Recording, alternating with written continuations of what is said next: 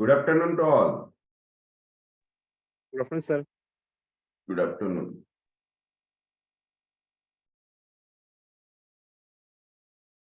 Very excellent. Good afternoon.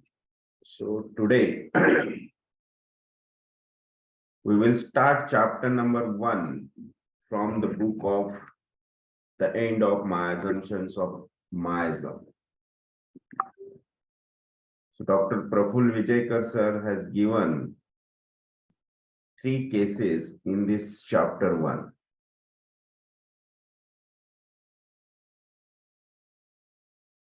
So बहुत ही excellent cases इसमें दिया है कि कोमा के पेशेंट में किस टाइप से प्रिस्क्राइब करना चाहिए, कब प्रिस्क्राइब करना चाहिए, कौन से रूब्रिक लेने चाहिए, कहाँ गलती होती है mostly,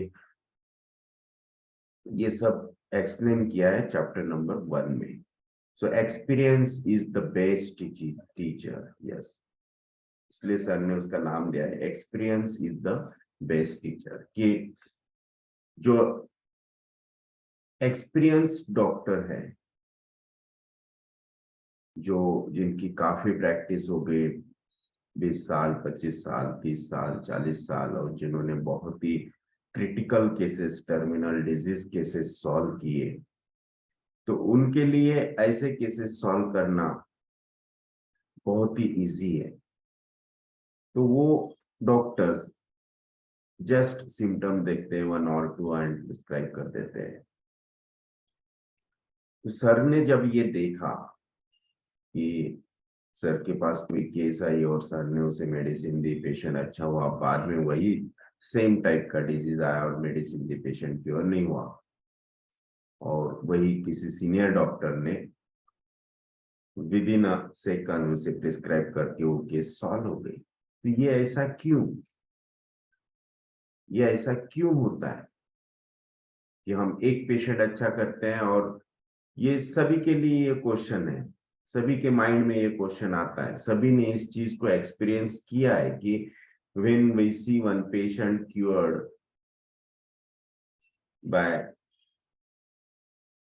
some medicines and after few days the same patient or the same condition or same disease patient when come to us and we prescribe according to the experience of first case, but that case do not give expected result and we fail. तब हमारा जो भी interest होता है, करेज होता है, जो भी हम सोचते हैं कि रिजल्ट आना चाहिए लेकिन रिजल्ट नहीं आता है, तो वी बिकम डिस्करेज. तो ये ऐसा मोस्टली यंगस्टर्स के साथ होता है, तो they become discourage and they decided to change the mode of practice. तो ऐसा नहीं होना चाहिए. ऐसा क्यों होता है, इसका ही रीजन सर ने इस चैप्टर में दिया है, chapter number 1, experience is the best teacher.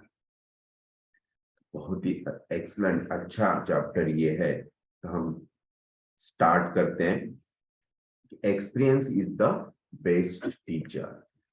About 20 years back, I was called upon to treat a case of 65 years old lady lying in a hospital in a semi-comatose condition. It was not an easy job for a young new homeopath, recently graduate homeopath. Despite the nervousness, I accepted the invitation and visited the lady in the hospital. I saw this lady lying in semi-comatose condition, not responding to any of my queries and compounding to my difficulties. I was told that she had gone into this condition after an attack of high fever and plenty of loose motion. She was lying down still with eyes closed. Suddenly she started shouting and shrieking. Hold me, my head is sinking. My legs are going up. I am sliding down. So इस type की case है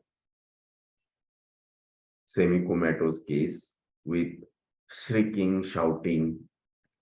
After a thorough inquiry with the relatives, I found that this was a regular feature, at least for the last 3 days. This type of shrieking was occurring at the least 6 to 7 times in a day. I took a complete history and went home with an instruction to the relatives of the patient that they have to come and collect medicine from my clinic in the evening. I worked hard on the case with my repertory and referring the books on Materia Medica. I prepared myself to give a good remedy to her in the evening. In the evening, nobody turned up to take the medicine. Next day too, none of the patient's relatives came. 3 days later, I learned that the same patient was seen by a senior homeopath who prescribed on the spot, and the patient recovered even as I was deciding upon the remedy. Recovered even as I was deciding upon the remedy. Yes. तो ये ऐसा new practitioner के साथ होता है. I contacted the physician later and asked him what medicine had cured the lady. Yes. और same way हम भी ऐसा ही करते हैं. मतलब जो न्यू कमर्स है, न्यू प्रैक्टिशनर्स है, न्यू होम्योपैथ्स है. This was to enrich my knowledge. I was told she had been cured with Hellebras. तो मेरी रेमेडी करेक्ट थी क्या? मैंने जो रेमेडी निकाला वो करेक्ट है क्या? ऐसा हम भी बहुत बार करते हैं. So the physician told me, whatever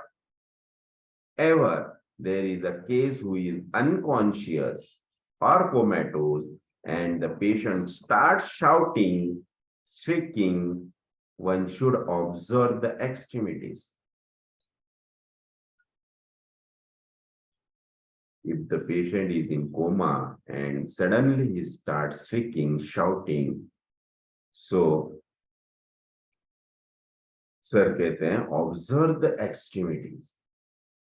If the extremities show jerky movements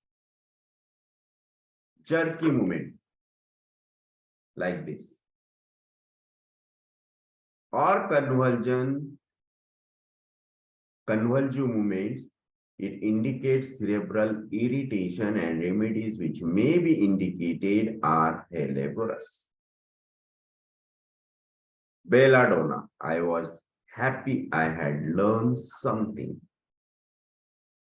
So quite a few years later, I was called upon to deal with a case which was in similar condition, only the cause was different. The case was that of advanced astrocytoma with hydrocephalus. The symptoms were almost the same. The patient, a male aged 37 years, was shrieking for a while and descending into a stupor. Again, the same case, stupor with shrieking. I gave Belladonna single dose.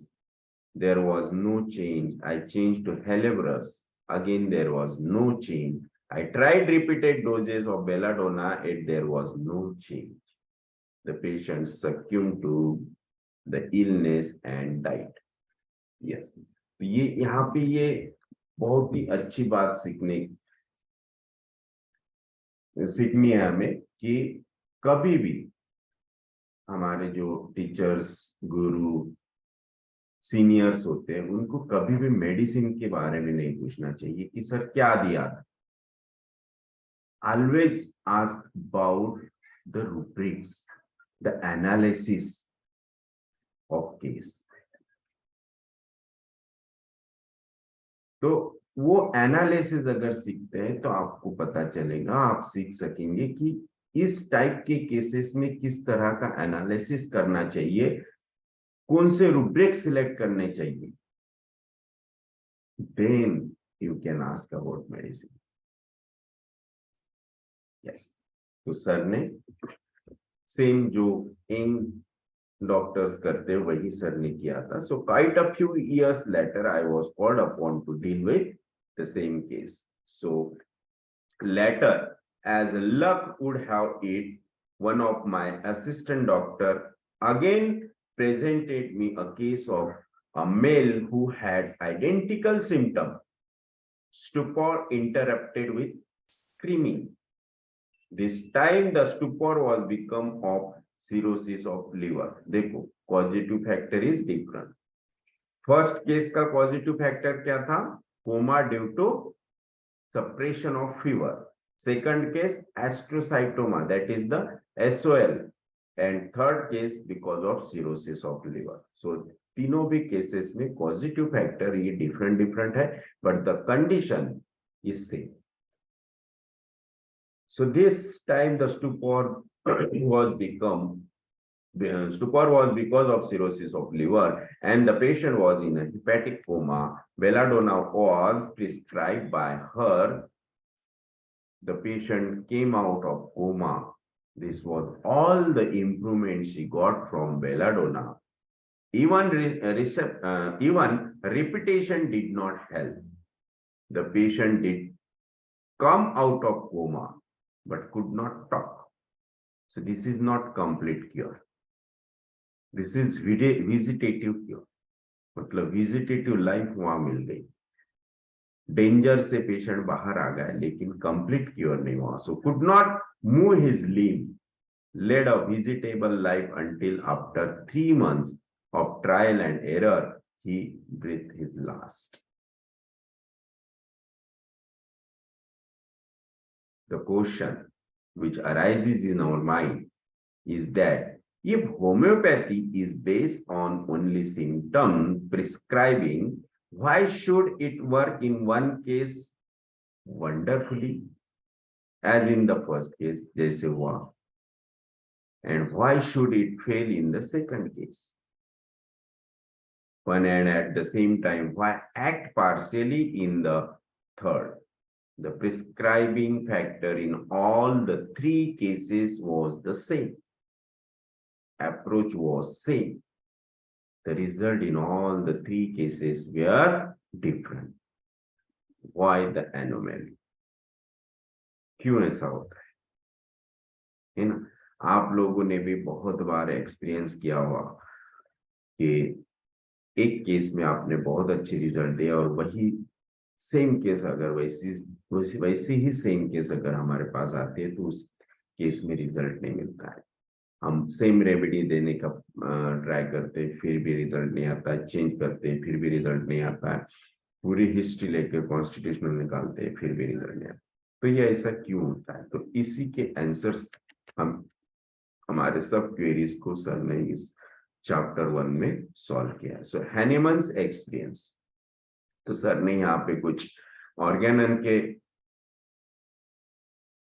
Organon का support लेके इन चीजों को solve किया है. तो Hahnemann क्या कहता है कि कैसे इन केसेस को सॉल्व करना है और ये क्यों ऐसा होता है. So Hahnemann state in aphorism 176, there are however still a few diseases. 176 aphorism में Hahnemann ने क्या कहा है कि there are however still a few diseases which after the most careful initial examination present but 1 or 2 severe violent symptoms while all others are but indistinctly perceptible. तो Hahnemann कहते हैं 176 में कि एक या फिर दो, ऐसे एक दो सिम्टम्स होते हैं जो violent, strong, severe, prominent symptoms होते हैं जो हमें पिकअप करने होते हैं, जो हमारे लिए इंपॉर्टेंट होते हैं, जो प्रिस्क्रिप्शन के लिए इंपॉर्टेंट होते हैं। और बाकी के जितने भी सिम्टम्स होते हैं वो प्रिस्क्रिप्शन के हिसाब से नहीं होते। जैसे कि बहुत से सिम्टम्स मिलेंगे, लेकिन जिस जो सिम्टम्स स्ट्रॉन्ग पिक्यूलियर है, PQRS है, वही समझ में आनी चाहिए कि कौन सा सिम्टम PQRS है, कौन सा स्ट्रॉन्ग है, वायलेंट है, पर्टिकुलर है, स्पेसिफिक है।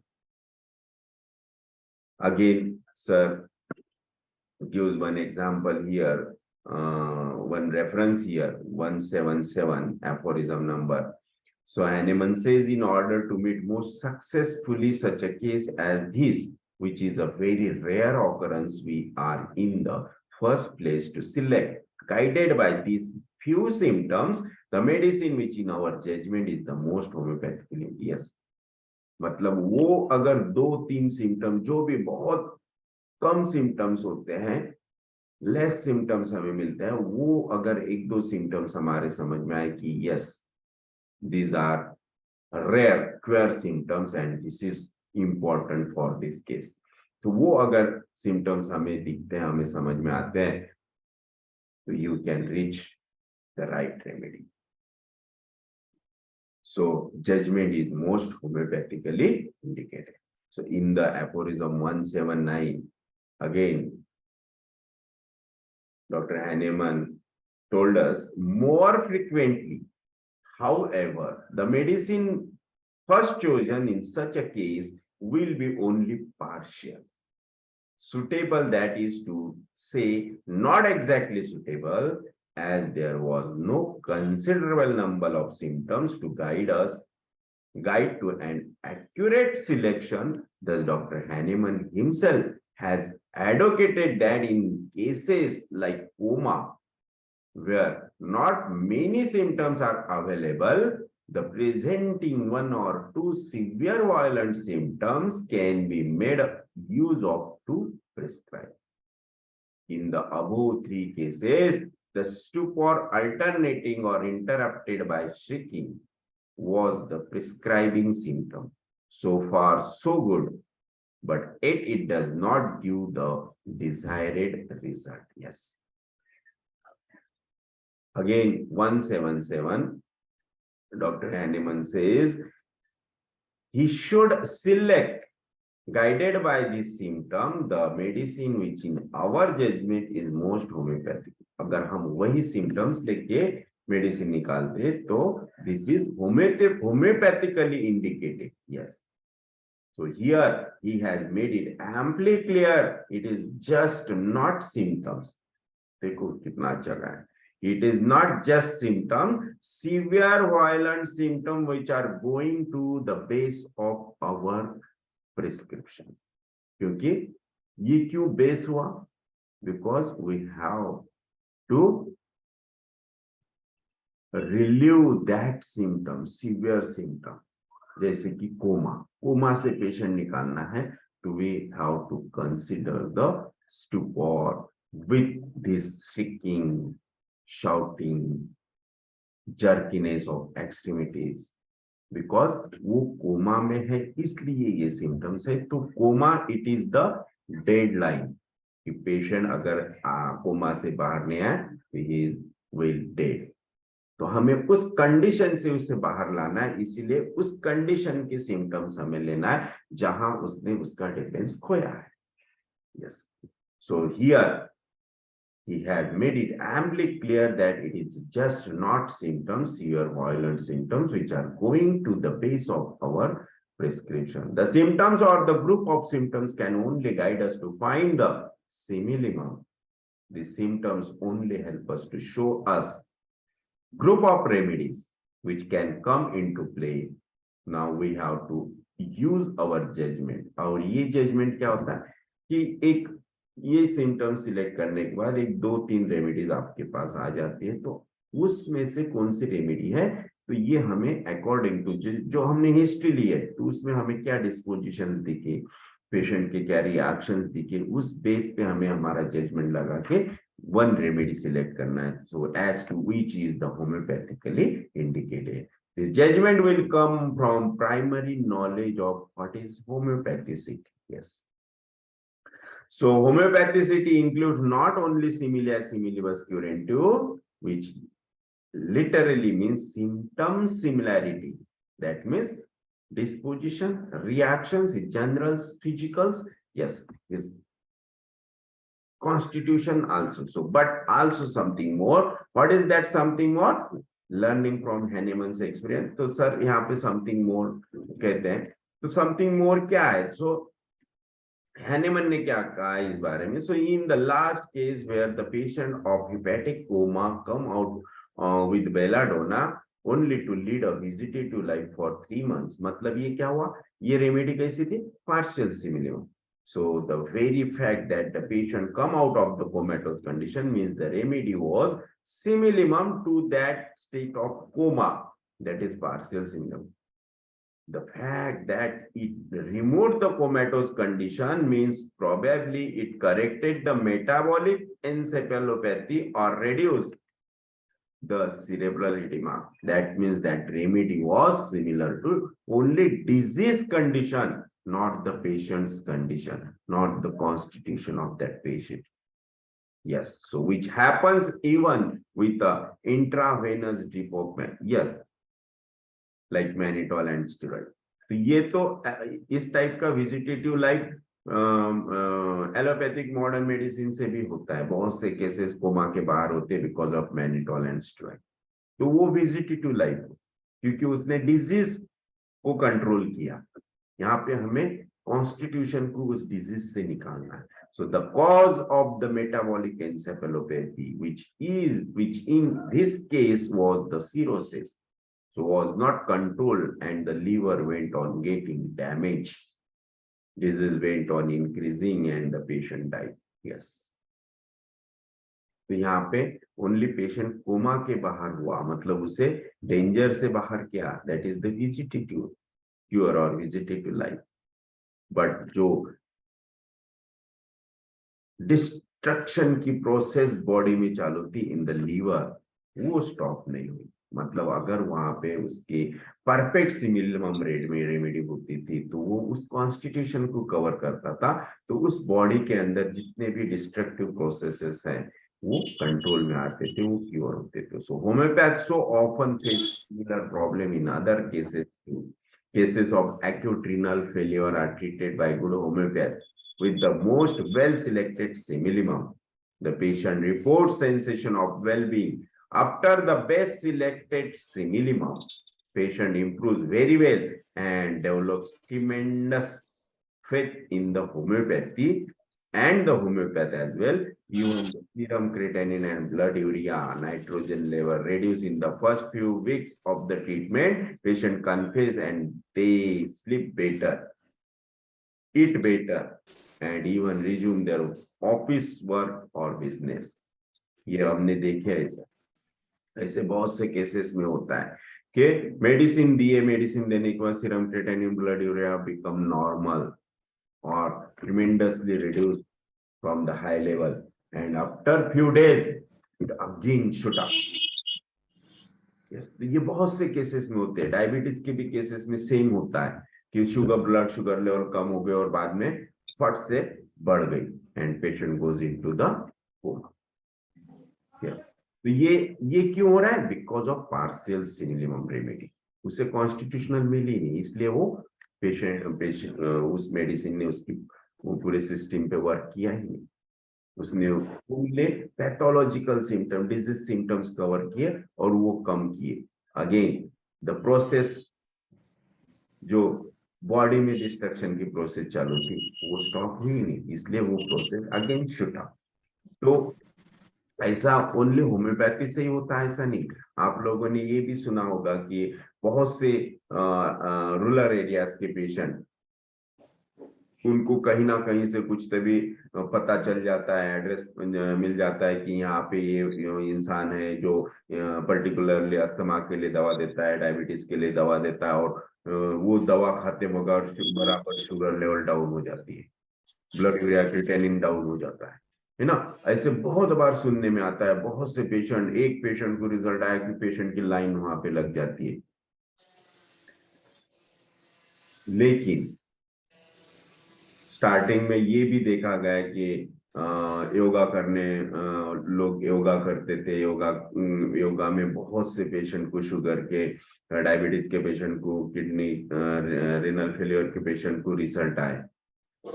जैसे ही कुछ दिन जाने के बाद वो blood level, blood sugar level shoot up हो गई, blood creatinine and blood urea shoot up हो गया। ये हमने बहुत बार सुना है। तो ये कैसे हुआ? तो उस चीज से जो भी आपने किया, योगा किया या फिर कोई मेडिसिन ली या फिर एक्यूप्रेशर एक्यूपंक्चर के, उससे स्लाइट स्टिमुलेशन मिला, और स्टिमुलेशन की वजह से वो वहां पे सप्रेस हो गया, कुछ पीरियड के लिए सडन डाउन हो गया। एंड सडन डाउन होना इट इज ऑलवेज बैड। तो कुछ दिन बाद वापस वो शूट अप होता है। यस, तो ये ओनली होम्योपैथी के साथ ही नहीं, तो बहुत से अल्टरनेटिव मेडिसिन के साथ भी होता है। So he started losing weight, blood pressure goes on gradually increasing, he start becoming edematous, serum creatinine and blood urea increases, start feeling breathlessness. All this deterioration, despite the right remedy, is unbelievable for the homeopath.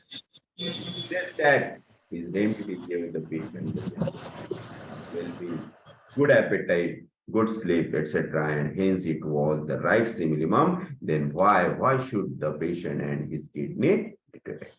Yes. Well selected remedy दी, बहुत से लोग कहेंगे कि well selected remedy दी, फिर भी ऐसा क्यों हुआ? तो वो वेल सिलेक्टेड थी, लेकिन उसने पार्शियली डिजीज कंडीशन को कवर किया था, नॉट कॉन्स्टिट्यूशन उसने कवर नहीं किया गया।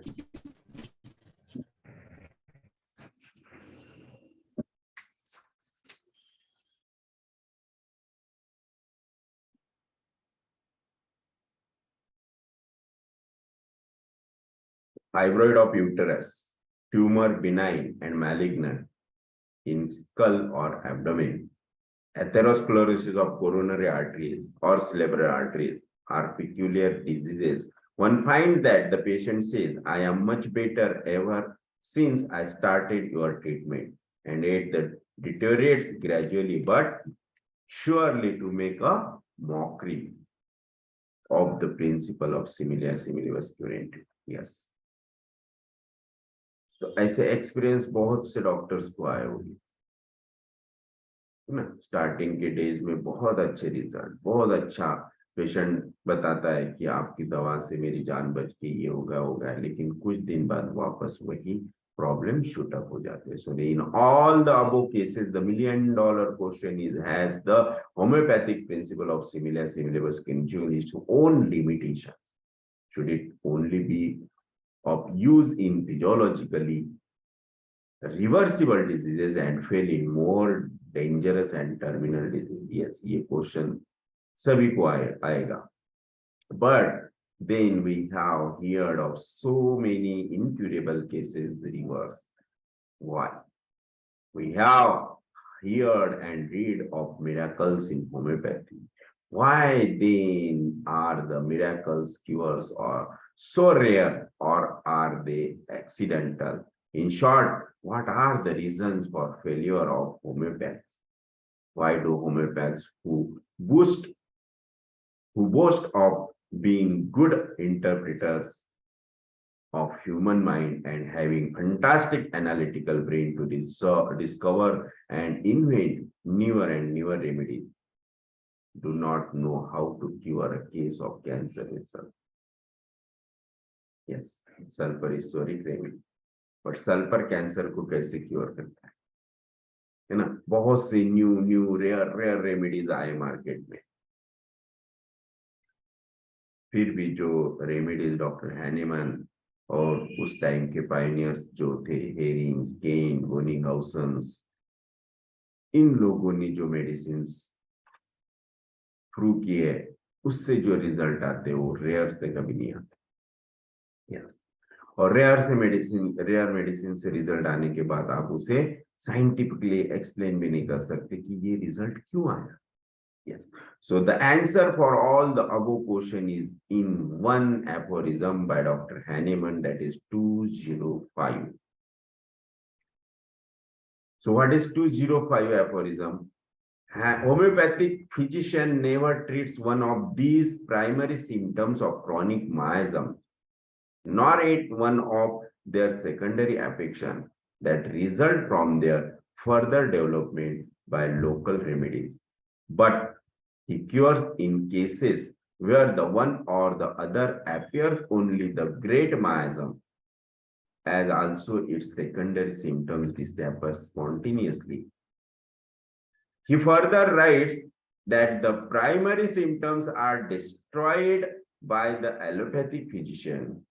The hypertension, which was the cause of the renal failure, was suppressed by allopathic suppression, thereby removing the primary reaction of the organism and worsening the secondary reaction, that of destruction of kidney.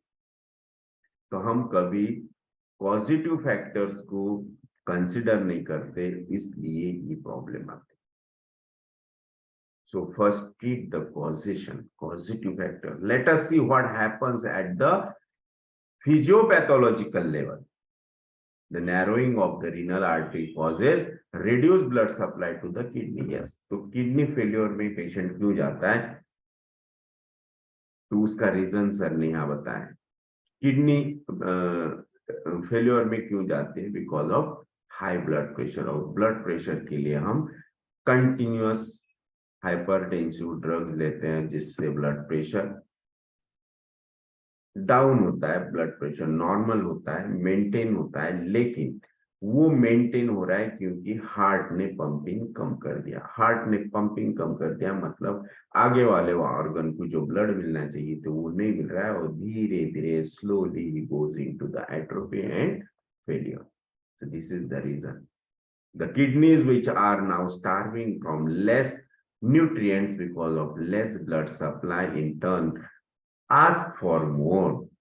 So in response, the organism as a whole reacts by feedback mechanism and others, the heart to pump blood with greater pressure into the narrowed arteries so that optimum blood supply to the end organ is maintained. Blood pressure बढ़ रहा है मतलब क्या, blood pressure shoot up हो रहा है, rise हो रहा है मतलब क्या, बिकॉज ऑफ ब्लड के पास डिमांड गई कि हमें ब्लड सप्लाई चाहिए, हमें और ब्लड चाहिए, हमें और ब्लड चाहिए, और वो ब्लड मिल नहीं रहा, इसलिए ब्लड को ज्यादा हार्ट को ज्यादा एफर्ट लेने पड़ रहे हैं, और उसकी वजह से प्रेशर बढ़ रहा है। और आप ब्लड प्रेशर की टैबलेट लेंगे तो हार्ट उसका पंपिंग कम कर देगा, कम करेगा मतलब नॉर्मल पे लाएगा, तो उधर ब्लड जाएगा ही नहीं, जाएगा नहीं तो फिर वो organ goes into starvation. Yes. So, but the allopathic physician, as also the ill-informed homeopath, tries to reduce the hypertension with local remedies, which are called anti-hypertensive. The very idea of the organism to defend its end organ by increasing the pressure now stands defeated. The kidneys now receive less than optimum blood supply and hence less nutrition. Thus it start getting degraded. The kidney parenchyma get destroyed not because of hypertension, but because of lowering the blood pressure, and the patient is now ready for dialysis. Yes. Thus, the primary cause of the atherosclerosis of blood vessels caused by psychosis, miasm, goes untreated, the disease progresses and the patient dies. Yes.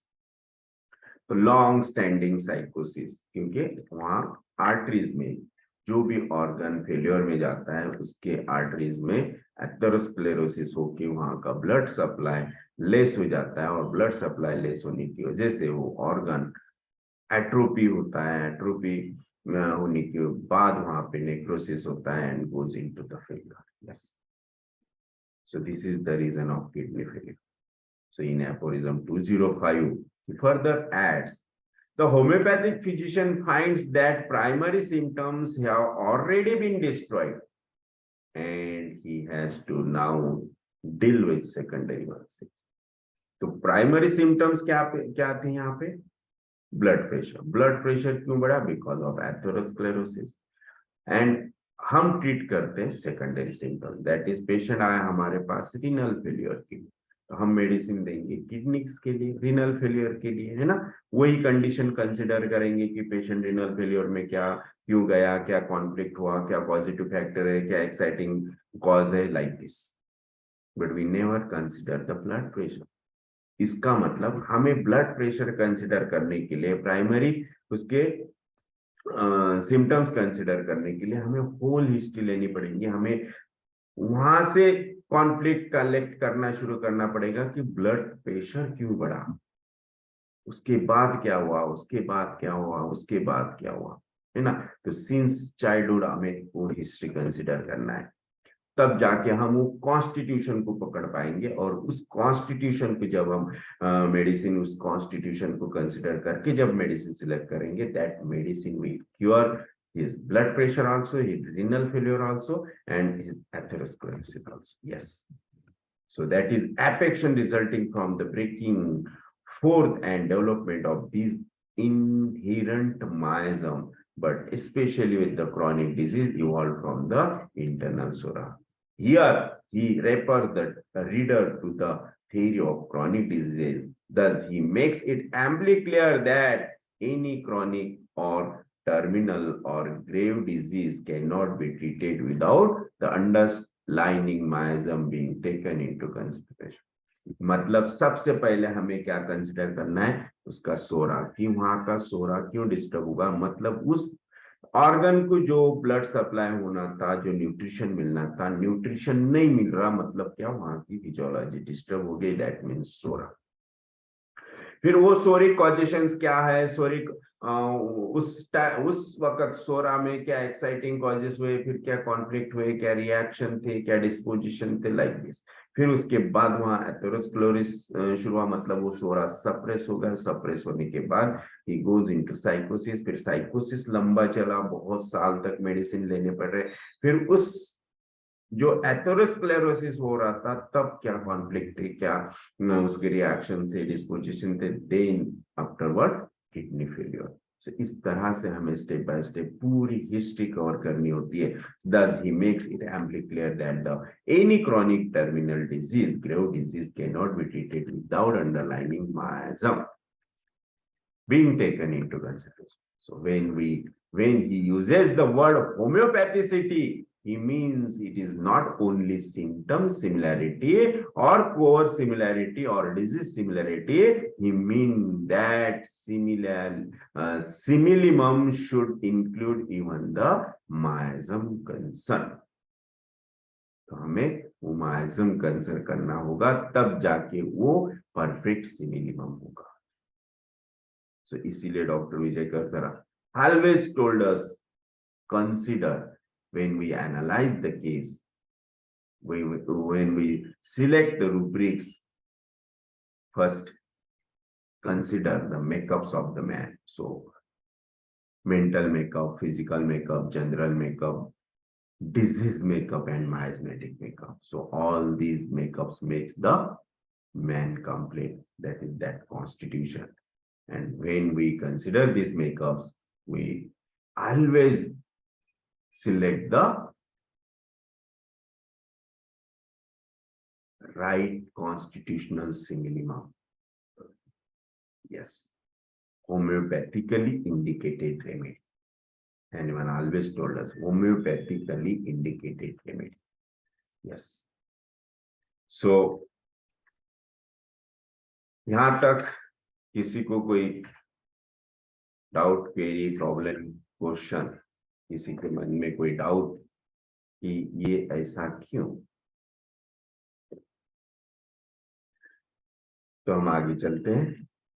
अगर किसी को कोई problem नहीं है या फिर कोई इस पे कुछ अपने एक्सपीरियंस के हिसाब से कुछ कहना चाहता है तो कह सकते हैं।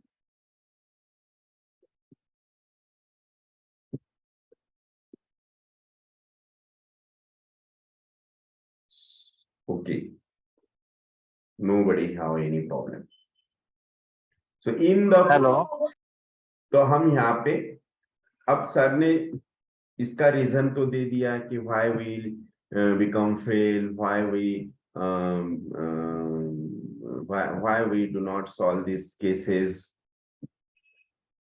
So ऐसे इसमें सर ने बताया कि we do not consider the miasm, that's why we become the fail.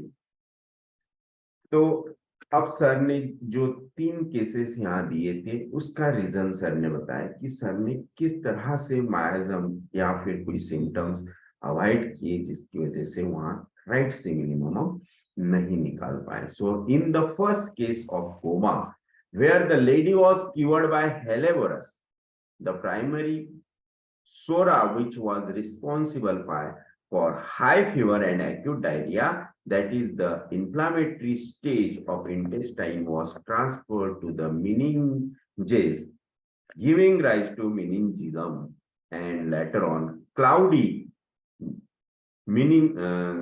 sensorium as the disease progressed to what we call as sensorium communis.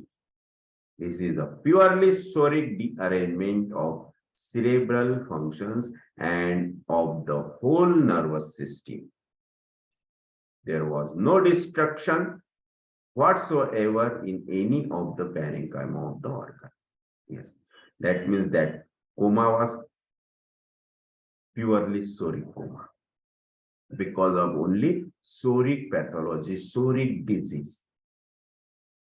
Yes.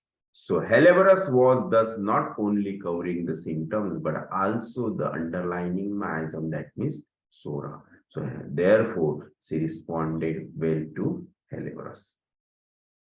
The second case of coma was having the same symptoms, but the underlying cause was a malignant astrocytoma, that is psychosis. This required a remedy which had a power to produce growth. This means I required a sauropsychotic remedy, and belladonna, it is saurosyphilitic remedy. So does not have the power to produce astrocytoma. Belladonna never have the power to produce growth accumulation. Yes, and hence cannot cure astrocytoma. Nor does Helleborus thus have this capacity. Helleborus is saurosyphilitic. So other remedies in rubric, for example, cuprum, aurum, zincum could have been indicated. But here I did not use my judgment as Hahnemann mentioned in 177 aphorism. So I did not use the symptoms well to prescribe and stuck to homeopathy. Yes, sir ने sir का judgment यहाँ use ही नहीं किया. That's why homeopathy CT here maintain Navy and sir doesn't get the result. The miasm or the cause of the disease was not covered and hence it was not homeopathic similima. So it so happens that mothers with their precious children visit our clinic again and again for the same old bronchitis, wheezing and fever relapsing at the slightest indiscretion in food or change of climate. We take the mentals, physicals and generals into consideration and relieve the child to give a result much faster and quicker than the contemporary medicines. The mother happily comes to us because of one advantage. My child does not become cranky or lose appetite when on your treatment as it happens with the antibiotics. Yes. Is her contention. This is what makes her stick to us.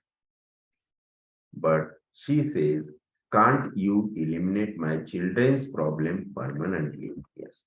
That means recurrently उन्हें उस bronchitis, कफ, cold, coryza, fever के recurrently वो हो ही रहा है। थोड़ा सा कुछ खाया कि ठंडा खाया, कफ एंड कोल्ड। बट जो एलोपैथी लेते थे उसके साथ जो होता था वो नहीं हो रहा है ना। पेरेंट्स इसमें सेटिस्फेक्शन आपके ट्रीटमेंट में बोलेंगे, लेकिन वो चाह क्यों नहीं रहा है? That means the causative factor was not covered in this.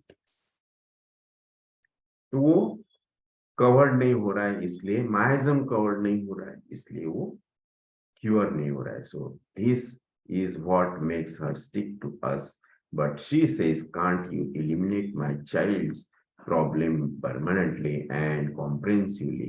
Instead, we go on prescribing the patient goes on getting relief, he goes on relapsing, and we go on changing remedies and go on giving excuses, rather blame the patient for not maintaining dietetic restriction or other precaution. Yes, फिर हम excuses देना शुरू कर देते हैं कि आप ये फॉलो नहीं कर रहे, वो फॉलो नहीं कर रहे, इसलिए रिकरेंटली हो रहा है। लेकिन हम क्या फॉलो नहीं कर रहे हैं ये हम कभी नहीं देखते।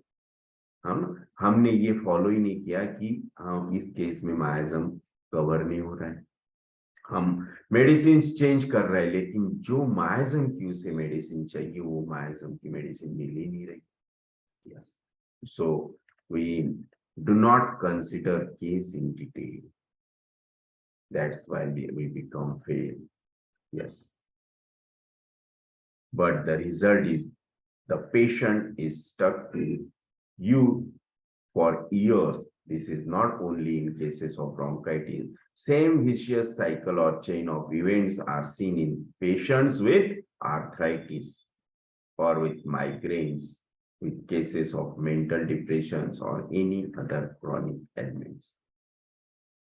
This leads us naturally to think is homeopathy and insufficient or incomplete science. Yes, फिर ये both patient and doctor दोनों भी ऐसा सोचना शुरू कर देते हैं कि ये टेम्पररी रिलीफ देता है, बाद में नहीं, ये क्योर नहीं होगा, ये क्योर नहीं कर पाएंगे। फिर automatically that doctor become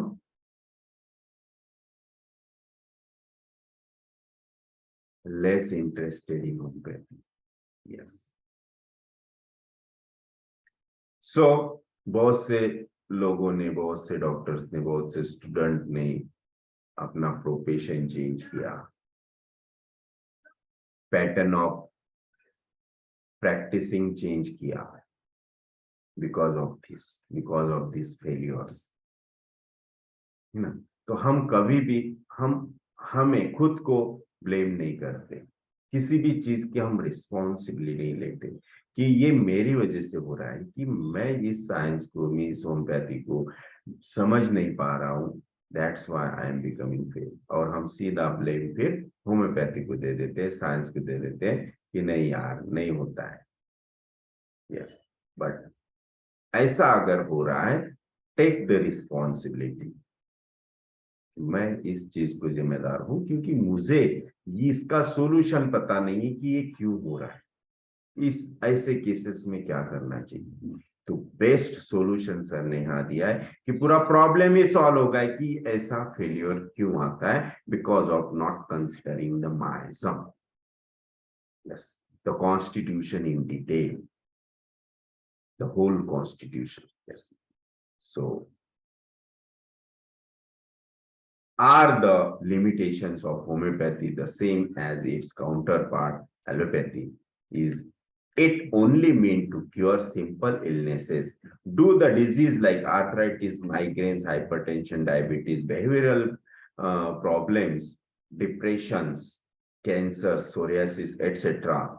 still belong to the list of incurables as in the allopathic treatment 200 years back? ये तब भी लिस्ट है और आज भी वैसी ही है। Hahnemann faced an identical problem. He had discovered homeopathy. Homeopathy was his baby. The credibility of his discovery was at stake. Yes.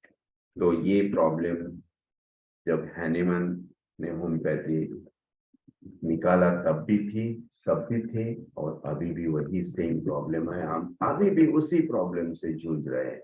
अभी भी हमें ये सेम प्रॉब्लम्स आ रहे हैं कि कुछ केसेस में बहुत अच्छे रिजल्ट और कुछ केसेस में रिजल्ट नहीं है।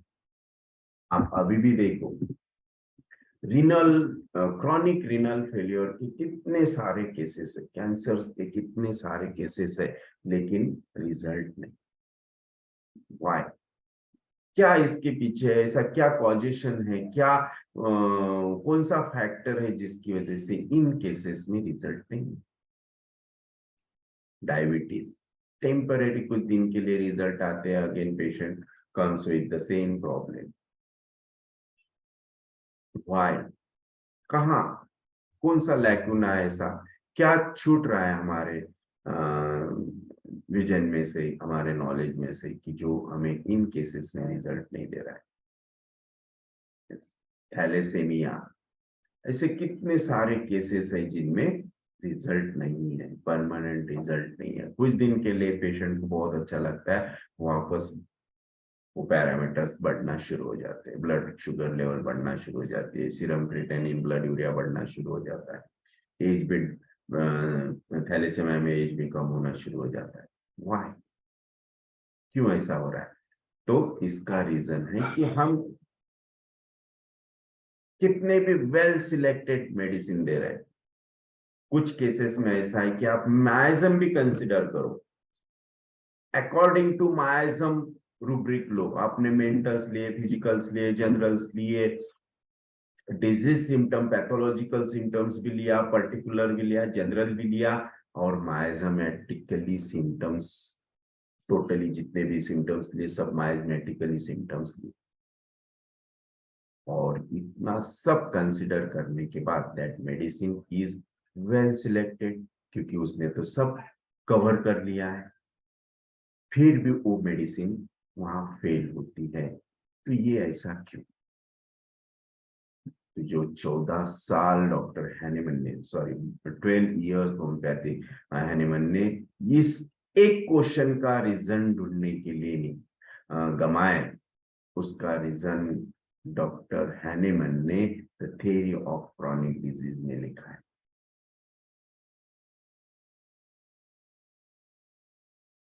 सिपिलिटिक सिम्टम्स पूरे चले जाते हैं, साइकोटिक सिम्टम्स पूरे चले जाते हैं, क्योर हो जाते हैं, पेशेंट सिपिलिटिक सिम्टम्स से टोटली बाहर आ जाता है, कंप्लीटली वो सिम्टम्स क्योर हो जाते हैं, साइकोटिक सिम्टम्स क्योर हो जाते हैं, लेकिन सोरिक सिम्टम्स नहीं जाते। तो ऐसा क्यों? क्यों पेशेंट सोरा से बाहर नहीं निकलता और कंप्लीट क्योर क्यों नहीं होता है? Why patient remains in Zorah?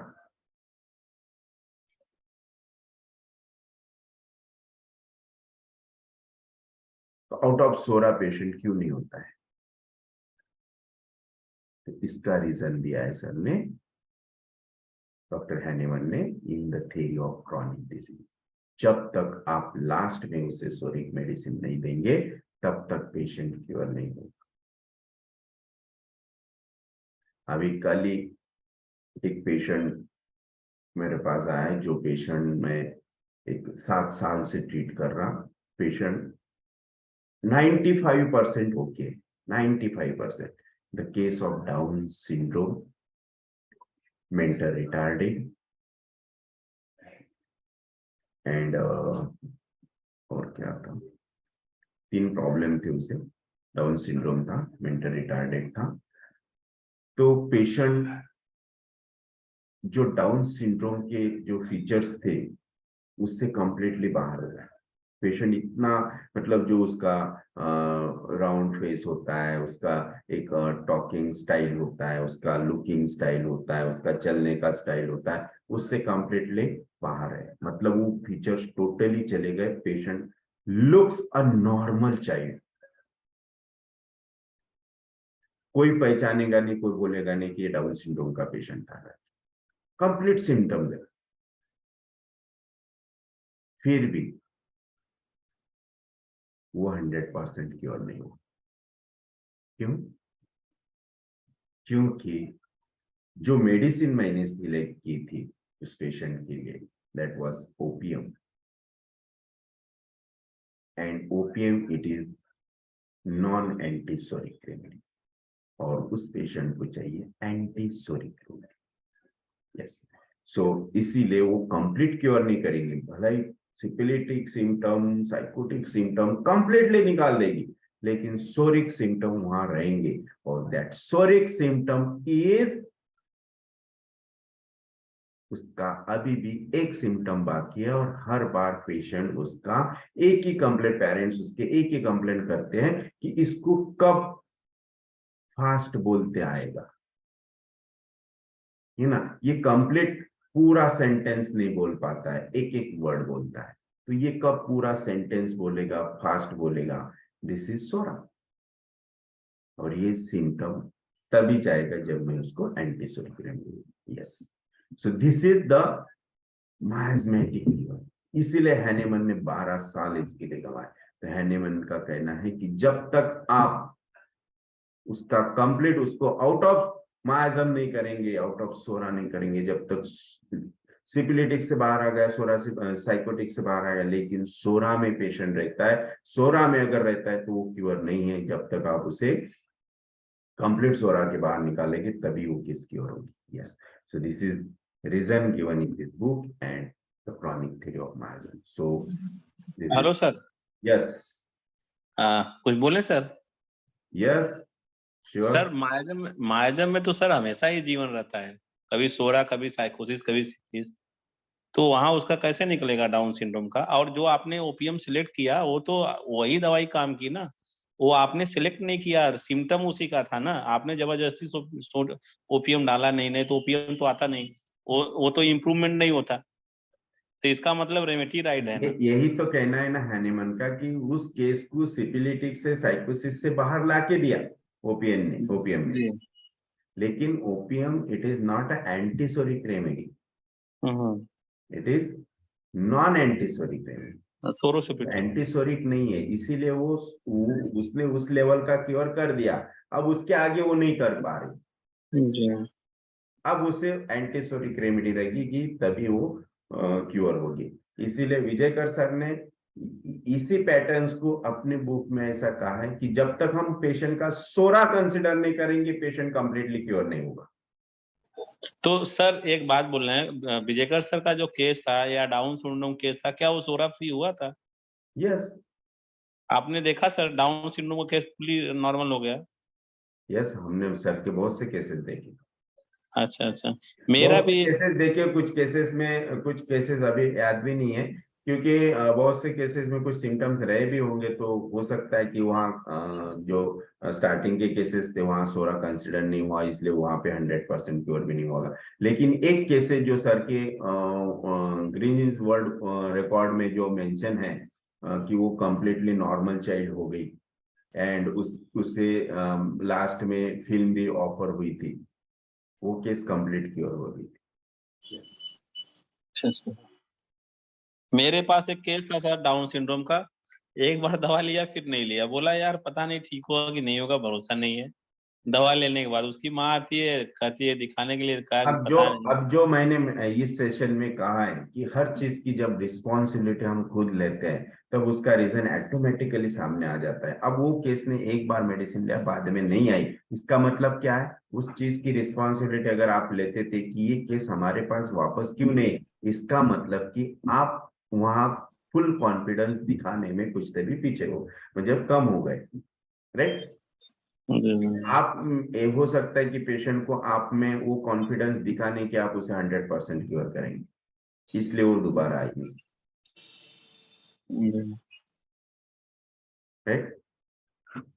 Yes, सो आज के सेशन से क्या मिला, क्या सीखने को मिला, क्या नया देखा आपने?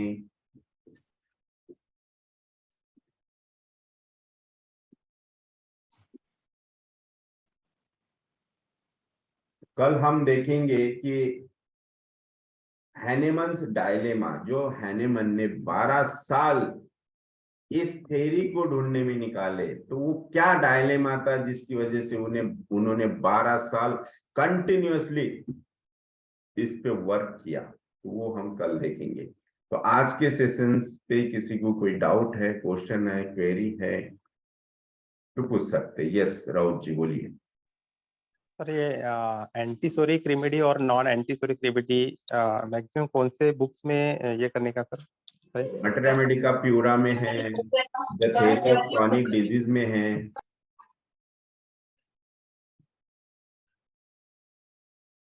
वो हम आगे लेने वाले हैं, डोंट वरी। हाँ थैंक यू सर। हम वो उसका ही तो स्पेशल सेशन शुरू करने वाले हैं। Okay sir, thank you. Yes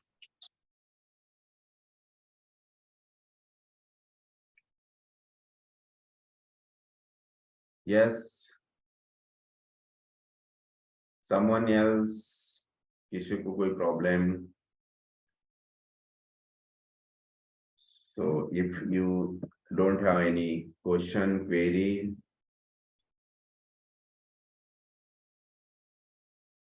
I will close this session. Should I?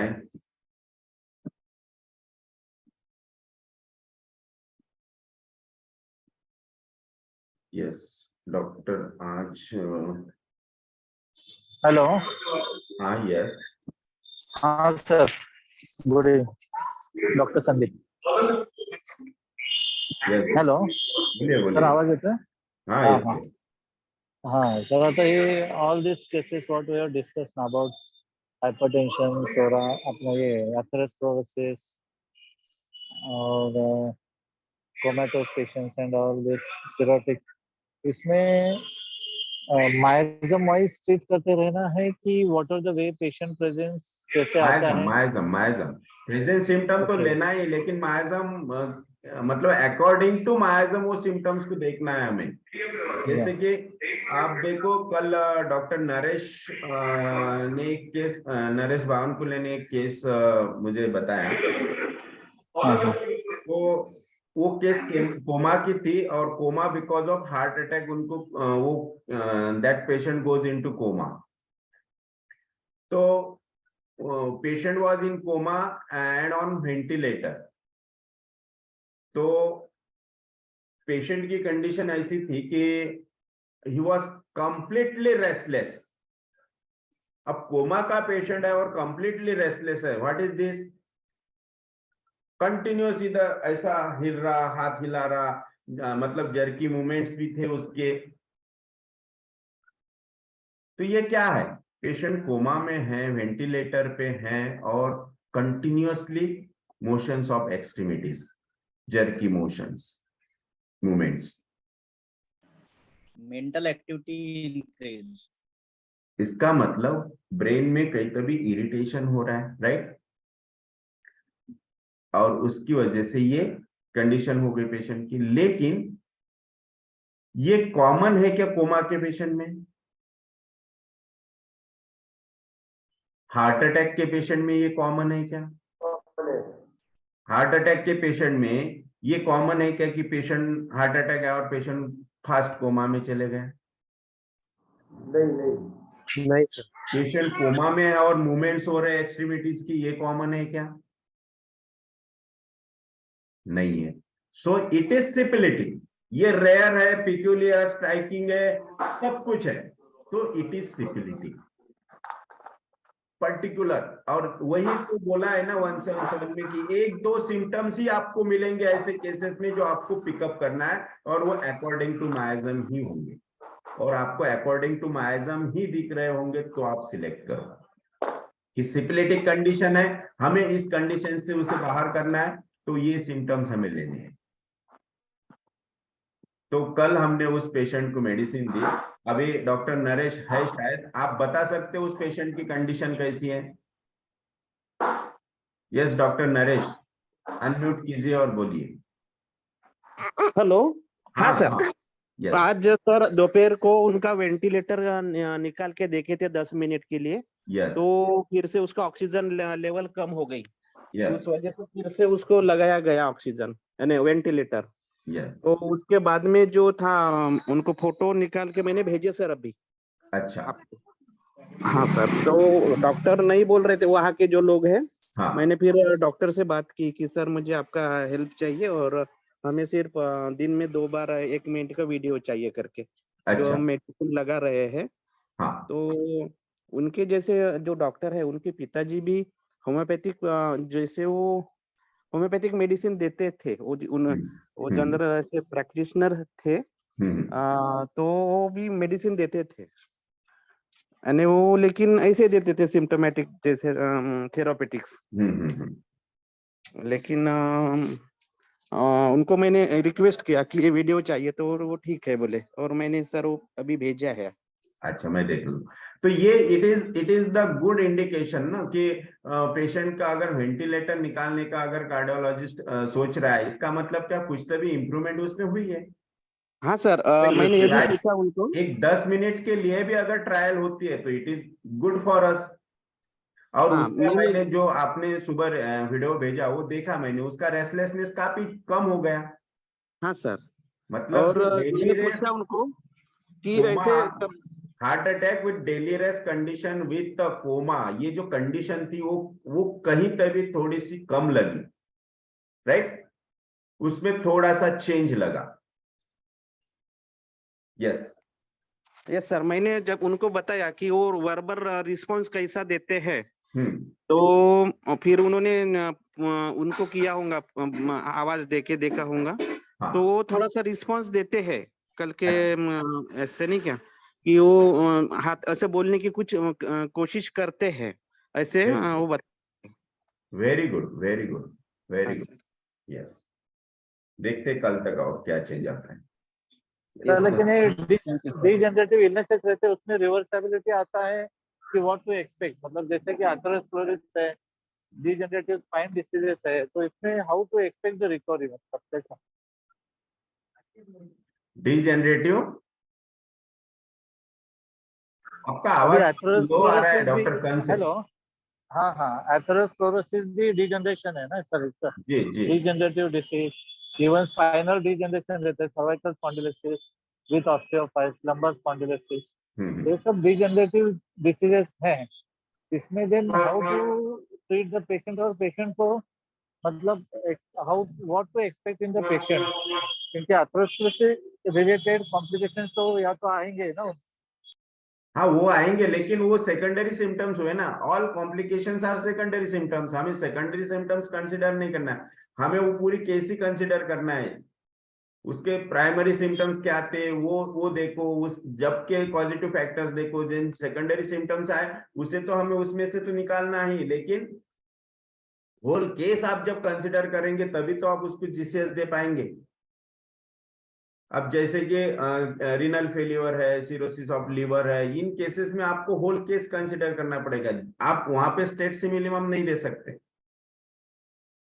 Only अगर आप ओके, डिजेनरेटिव चेंजेस कंसिडर करेंगे तो वो डिजीज प्रिस्क्रिप्शन होगा, वो कॉन्स्टिट्यूशन कंसिडर नहीं करेंगे। आपको वहां पे उसका सोरा भी कंसिडर करना है कि ये वहां पे एथेरोस्क्लेरोसिस क्यों हुआ, देन साइकोसिस भी कंसिडर करना है कि एथेरोस्क्लेरोसिस वहां पे एक्युमुलेशन ऑफ कैल्सिफिकेशन होना शुरू हो गया, एथेरोस्क्लेरोसिस वो साइकोसिस है, वो भी कंसिडर करना पड़ेगा। देन डिजेनरेशन नेक्रोसिस स्टार्ट हुआ, वो भी कंसिडर करना पड़ेगा।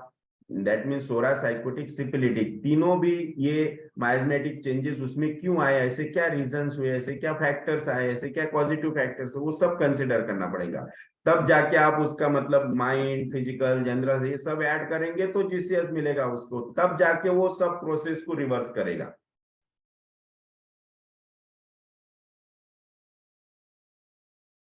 लेकिन सर अभी ओल्ड एज में तो बहुत सारे लोगों को एथेरोस्क्लेरोसिस इज कॉमन, उसके वजह से हाइपरटेंशन वगैरह होता है ओल्ड एज वालों को, तो they most of the time they are on anti hypertensive, तो एंटी हाइपरटेंसिव अपना मेडिसिन चालू करने के बाद तो उसमें कुछ चेंजेस आते हैं, whether we can stop them, how it is?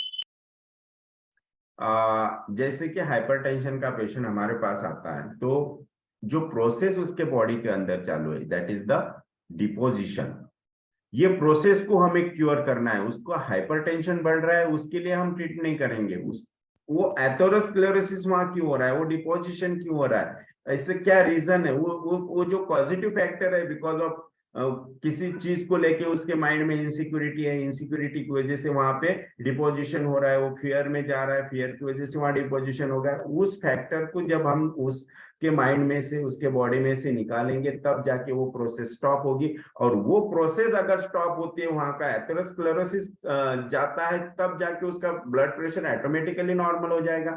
मतलब आपको क्या करना है और आप क्या ट्रीट करना है, और वो ट्रीट जब करेंगे तो रिजल्ट किस चीज में मिलेगा, ये हमें क्लियर हो जाता है। Yes doctor Kansi.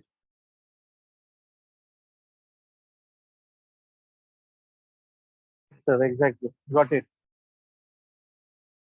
Hello, Yes, sir. आवाज Yeah, नहीं yeah. आ रहा है मुझे। Got it. हाँ नहीं मिल गया सर, I understand. Yeah. Yeah. Yes, sir. Thank you, sir. Yeah. Yeah, thank you. So thank you very much guys, कल हम मिलेंगे, right? Yes, sir sir. Rubrics क्या लिए थे सर फिर वो उसमें हार्ट वो कोमैक्स कंडीशन में वो वो बताऊंगा ना, पहले केस सॉल्व होने दो। हाँ सर आधा नॉलेज बहुत डेंजरस होता है। ठीक है sir. So thank you very much and good night. Thank you sir. Thank you, sir. Thank you. Thank you, sir. Yes, see you tomorrow.